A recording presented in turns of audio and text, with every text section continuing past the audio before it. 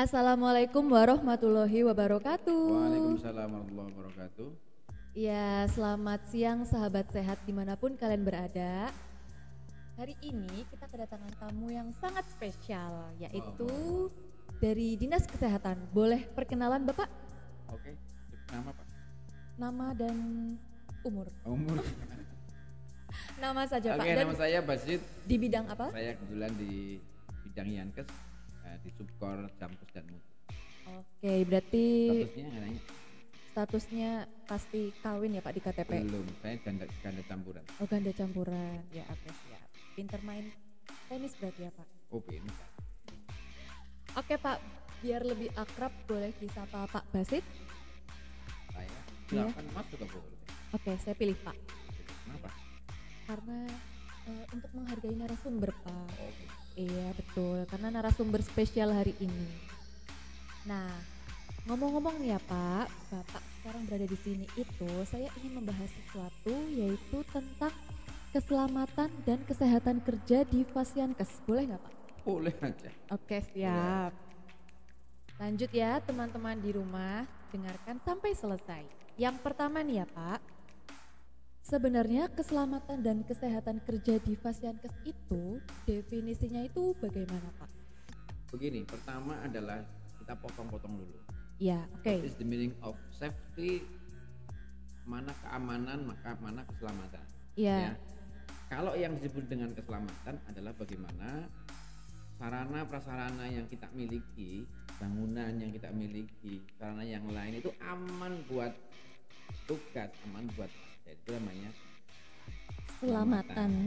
Oke. Bagaimana keamanan itu, bagaimana menghindari pencurian, ya.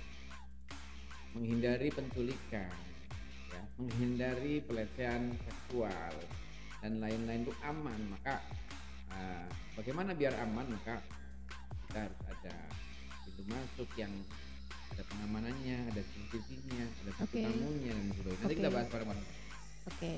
Tadi kan baru keselamatan ya Pak. Kalau kesehatan kerja di Fasiankes sama seperti keselamatan definisinya. Ya ini kan keselamatan dan kesehatan kerja di Fasiankes. Jadi ini program K3 di fasilitas kesehatan. Iya, Ya. iya. Intinya bagaimana orang-orang yang bekerja dan berkunjung Ya. di Fasiankes itu, baik itu di puskesmas, ya, di klinik dan fasilitas lain itu aman dan selamat. Oh. Gitu. Dari sisi Oke, kata kuncinya aman dan selamat. aman dari tadi saya katakan tadi itu, Ya. ada penculikan, ada pelecehan seksual, aman dari pencurian lingkungan sini, ya. Kalau selamat bahwa memastikan bahwa semua sarana prasarana yang ada di puskesmas, ya, bangunan, sarana prasarana itu Aman. aman, aman, ya. Aman. Oke. Tidak berisiko untuk meresiko terhadap keselamatan orang yang berkunjung. Coba kalau Oke. bangunannya rapuh, ya kan? Iya, Coba resiko. kalau misalkan sarana prasarananya tidak di alkesnya tidak dilakukan kalibrasi, bagaimana? Iya enggak? Keselamatannya Beresiko, beresiko beresiko. terhadap Iya. pasien dan pengunjung. Oke, siap. Lanjut ya Pak ya. Untuk keselamatan dan kesehatan kerja di Fasiankes sendiri itu ada regulasi atau kebijakan yang mengatur nggak Pak? Baik, Sangat ada Pak. ada dong. Boleh tahu nggak Pak nomor Itu di Peraturan Menteri Kesehatan nomor 52 tahun 2020. 52 tahun 2018? Iya, yang terbaru itu. Kalau Berat- yang Permenkes 25 tahun 2019 itu di Kementerian Kesehatan. Oh khusus Ada dua ketiga di iya. Kementerian Kesehatan. Oke. Ini sebetulnya kan memang turunan dari sebetulnya gini ya. Turunan dari Permenkes nomor 11 tahun 2017, Permenkes nomor 27 tahun 2017. Itu juga bagian dari isinya, itu bagian dari Permenkes 52. tahun 2018. Makanya kan dahulu ini dulu Permenkes 11 tentang apa? Bocorannya Pak? Bocorannya tentang keselamatan pasien. Ada Permenkes nomor 27 tahun 2017 tentang apa? Bocoran Tentang lagi. PPI. Nah, itu. Nanti di dalamnya juga itu bagaimana berisiko pasien pengunjung bekerja terhadap infeksi yang ada. Cuma yang di dua Permenkes tadi itu lebih detail ya Pak. Lebih Bisa detail, lebih ya. detail membahas tentang PPI, Dan lebih keselamatan detail pasien yang membahas enam itu. keselamatan pasien. Sudah tahu kan 6 SKP apa sih? Belum, tahunnya 52 tahun 2018. Oh gitu ya. Oke guys, ini makin panas, makin panas. Ayo. Oke. Karena tadi keseluruhannya ada di Permenkes 52 tahun 2018 ya Pak, yang tentang keselamatan dan kesehatan kerja. Nah di dalamnya itu ada poin-poin nggak Pak yang teorinya dan prakteknya itu wajib dilakukan oleh Fasiankes? Oh pasti. Ya. Yang pertama adalah semua Fasiankes harus membentuk yang namanya SMK 3. SMK 3, oke. Sistem Manajemen K3, wajib itu. Oke. Ya, kalau di sana kan namanya SMK 2 ya, ini SMK 3 harus. Iya. Ada kegiatan-kegiatan atau program-program di K3 sesuai dengan PMK nomor 52 tahun 2000. Ada 11. Yang pertama adalah mengenai pengenalan potensi. Bahaya, identifikasi resiko yang mungkin ada di puskesmas. Dari mulai pintu masuk sampai pintu keluar itu diidentifikasi ruangan-ruangan mana yang paling berisiko. Nah, yang kedua adalah kewaspadaan standar. Ya ini terkait dengan kewaspadaan standar itu kan tadi di PPI ada di Permenkes 27 itu ada 11 kewaspadaan standar. Di antaranya cuci tangan, PD, penempatan pasien dengan benar, penyuntikan dengan aman dan sebagainya. Yang ketiganya adalah penerapan prinsip-prinsip ergonomis.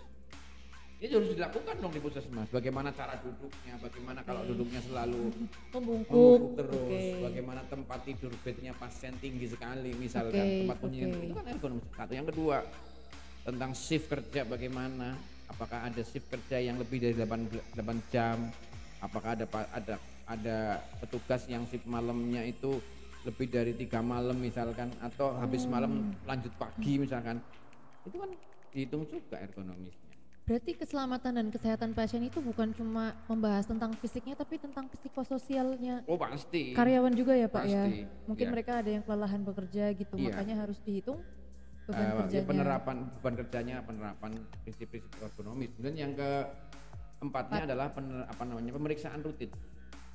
Apa yang diperiksa itu Pak? Ini biasanya kan pemeriksaan rutin untuk karyawan. Ini untuk deteksi dini atau bisa untuk upaya promotif preventif. Kita ingatkan level protection. One, health promotion, specific protection, early diagnosis and treatment. Terakhir rehabilitation. Yang keempat disability limitation. Yang keempat 5 adalah rehabilitation. Ya. Lanjut ya, kemudian yang kelima adalah mengenai pemberian imunisasi atau vaksinasi terhadap petugas-petugas yang berisiko. Itu juga masuk program perlindungan untuk tenaga biar dia kesehatannya terjaga. Imunisasi yang diberikan itu apa Pak? Imunisasi kalau kemarin misalkan yang terbaru adalah COVID-19 ya. Oke, karena itu untuk mengurangi resiko terpapar tertular. Betul, ya Pak ya. Atau mungkin kasuistik aja, mungkin terjadi sebuah wabah apa yang perlu sebuah imunisasi buat tenaga kesehatan diimunisasi. Misalkan jika mau berangkat tugas mana harus ada meningitis, mungkin itu juga bagian dari perlindungan keselamatan kesehatan kerja. Kemudian yang selanjutnya adalah yang keenam, pembudayaan perilaku hidup sehat. Ini PHBS, saya kira tidak harus dijelaskan. Oh, itulah mengapa kebanyakan petugas-petugas K3 di puskesmas itu adalah orang kesling ya Pak ya. Karena ada PHBS di dalamnya. Iya betul. Ini bagian kecil sebetulnya, tapi kemudian ini body adopt, kemudian ini nanti yang megang K3 orang kesling. Iya betul. Kalau lihat 11-nya hanya satu bagian PHBS. Ini kemudian yang ke ketujuh. Ini pengelolaan sarana prasarana yang sehat ya. Bahwa prasarana itu lakukan identifikasi, inventarisasi, kemudian dilakukan inspeksi ruangan atau inspeksi alat. Oh. Ya, sarana prasarana ruangan juga itu dilakukan setahun sekali. Itu namanya apa kalau di kesling? Kalau pemeriksaan sarana prasarana puskesmas namanya sehat ruangannya sehat. IKIS. Inspeksi Kesehatan Lingkungan IKL atau IS inspeksi sanitasi. Betul. Iya. Ada 42 indikator di sana kan ya. Inspeksi sanitasi. Itu dilakukan setahun sekali. Kemudian yang selanjutnya adalah mengenai pengelolaan peralatan. Tadi sarana prasarana, gedung dan isinya. Kemudian yang ke-8 adalah mengenai alat-alat ya, Peralatan. medis dari aspek keselamatan dan kesehatan kerjanya. Satu, tadi saya dikatakan bahwa ada inventarisasi terhadap alat-alat kesehatan menggunakan aspak sekarang toh. Oh iya, sistem online-nya untuk mencatat Sudah ya Pak pasti ya. ya, apakah ini sudah memenuhi setiap ruangan harus syaratnya apa. Oke. Yang kedua, diinspeksi apakah sudah ada standarisasi terkait dengan Barang tersebut. pengelolaan itu. Yang ketiga adalah mengenai bagaimana sih rencana kalibrasinya, standarisasi dan kalibrasi. Dan yang terpenting juga terkait dengan ini alat-alat kesehatan. Itu saya nyebut EP ya di bab 1 standar 4 kriteria 7 EP 3. Di sana ada pendidikan petugas ketika ada alat baru. Pendidikan petugas ketika ada alat baru. Karena alat baru datang. Iya, oke. Contohnya yang kemarin baru datang itu Apa? USG. Ya itu kan dilatih kan, ada pendidikan Iya, dan pelatihan buat itu. ada. Itu juga termasuk program di sana, program ini di sana. Oh, Kemudian yang 8. ke-8 adalah mengenai kesiapsiagaan 9 ya. Oh, iya. Kesiapsiagaan menghadapi kondisi darurat atau bencana termasuk kebakaran. Jadi 9 Pak, ya. di sini itu ada pertama ada program kebencanaan. Ya, program penanggulangan bencana diawali dengan identifikasi resiko-resiko bencana yang mungkin ada di sini. Ya. Yang kedua yang gak kalah pentingnya adalah bagaimana peralatan sarana-sarana untuk Bencana. deteksi kebakaran juga dilakukan evaluasi, monitoring dan evaluasi. Tahu nggak ada kalau di hotel namanya Smoke smoke detector. detector, Iya. kemudian ada evakuasi, ada Iya. alur evakuasi, ada hidden dan sebagainya. Yang tak kalah pentingnya adalah bagaimana dua-duanya baik kebakaran maupun bencana itu harus dilakukan simulasi. Baiknya simulasi dilakukan berapa kali dalam Setahun sekali. Setahun sekali, Setahun Pak. sekali minimal ya. Setahun sekali. Kenapa? Karena untuk mengetahui peran dan fungsi petugas masing-masing. Baik ketika posisi puskesmas dengan yang lain eksternal ya. maupun yang internal. Maka kita tahu bahwa di puskesmas selalu ada helm warna merah gitu kan, helm warna kuning, helm warna biru, helm warna putih. Ya. Kalau putih apa itu? Kalau putih untuk mengamankan dokumen. Bener nih. Bener. Oke. Kalau merah untuk api. Api apar ya. Ya. Yang ketiga, Kalau biru untuk pasien mengevakuasi yang kuning alat-alat nggak kesehatan. balik tuh. Enggak, kuning pokoknya alat-alat kesehatan Pak. Saya sudah hafal di luar kepala. Oh gitu ya. Oke, jadi ini yang terpenting dari itu semua simulasi adalah namanya evaluasi terkait dengan simulasi atau kita kenal dengan namanya debriefing. Debriefing. Iya, debriefing itu adalah bagaimana efektif dan efisiensinya pelaksanaan simulasi itu. Apakah orang sudah memerankan sesuai dengan skenario yang dibuat oleh kita atau belum? Pak, saya mau nanya ya. Yang bertanggung jawab PJ-nya yang untuk mengadakan debriefing atau pelatihan tanggap bencana itu kalau di puskesmas itu siapa ya Pak? Kalau menurut saya yang paling pas Bertanggung itu ya jawab, memang ya. koordinator MFL. Oh, koordinator MFK-nya. Iya. Ya. Karena gini. Dan yang terpenting itu saya akan sekali lagi dari dua simulasi baik kebakaran maupun bencana itu adalah bagaimana efektif efisiensinya kita melakukan itu dilihat. Misalnya Mbak Ayu tugasnya adalah komunikasi baik eksternal maupun internal. Yang Mbak siapa? Contoh saja sebut Mbak Novi ya Pak. Mbak Novi misalkan dia bagian melakukan evakuasi arsip misalnya. Oke. Ya, begitu ada bencana kan helmnya udah tersedia tuh.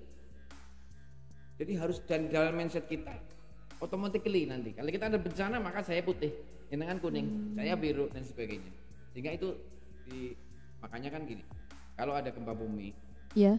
maka 10 menit setelah gempa selesai itu harus semua orang harus dilakukan berkumpul di titik kumpul.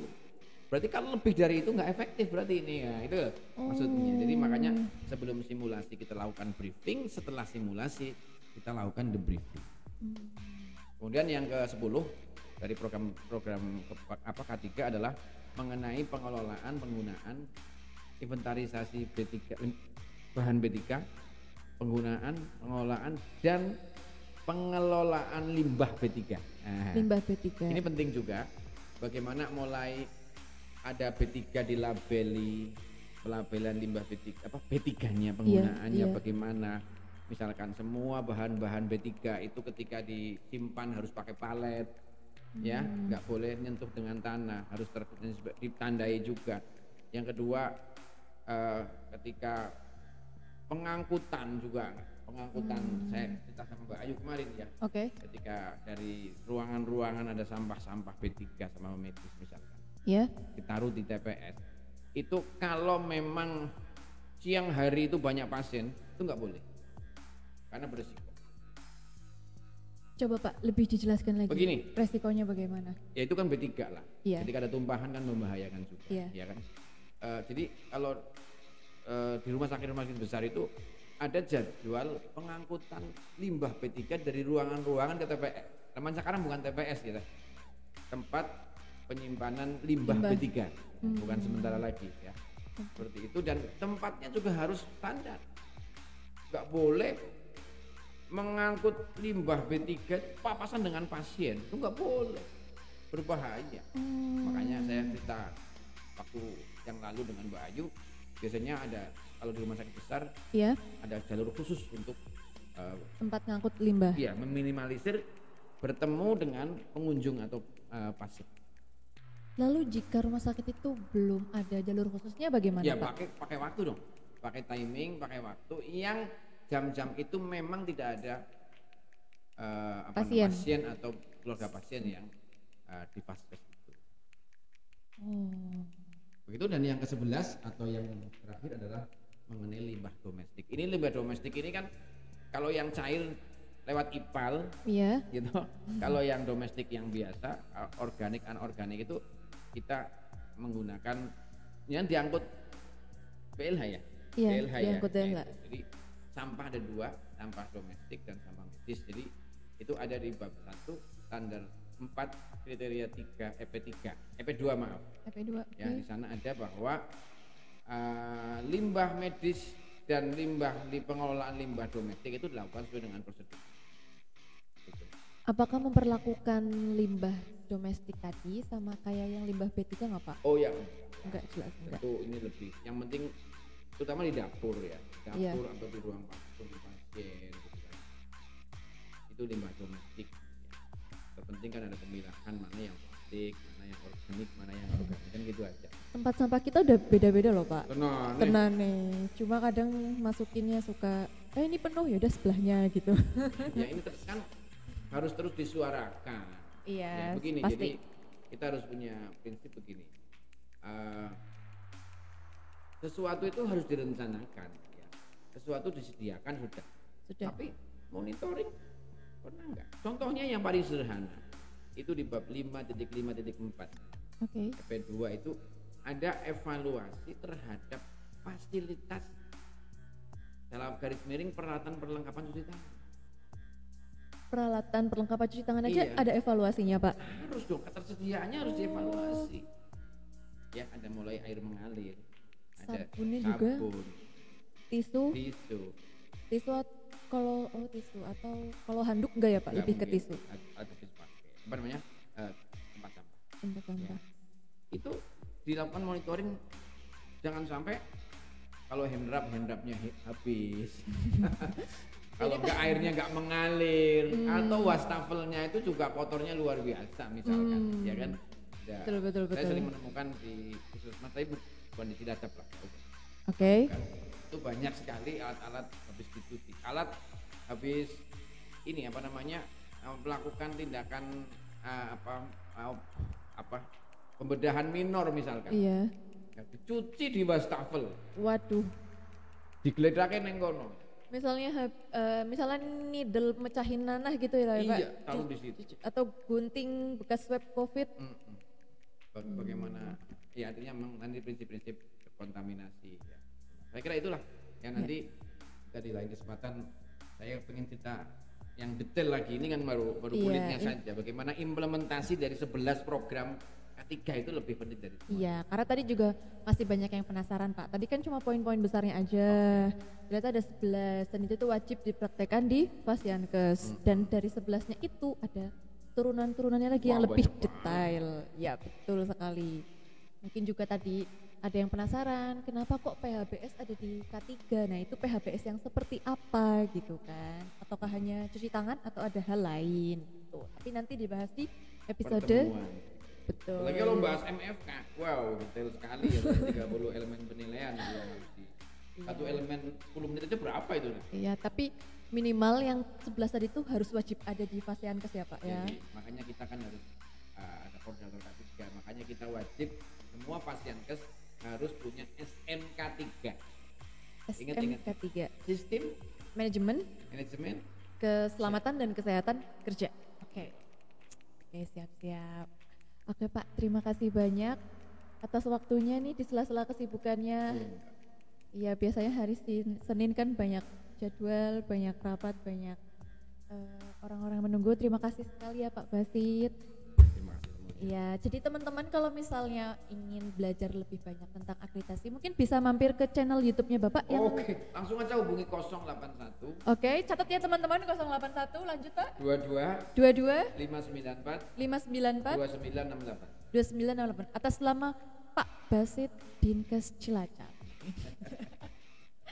Terima kasih sekali ya Pak waktunya. Terima kasih sama-sama. Ilmunya sangat bermanfaat ini dipraktekkan di seluruh Faskes yang ada di Indonesia dan juga mungkin masyarakat di rumah yang kalau berkunjung ke Faskes mungkin wah ini sudah menerapkan prinsip K3 seperti itu ya, bisa menilai dari Faskes masing-masing. Oke Pak, terima kasih sekali ya.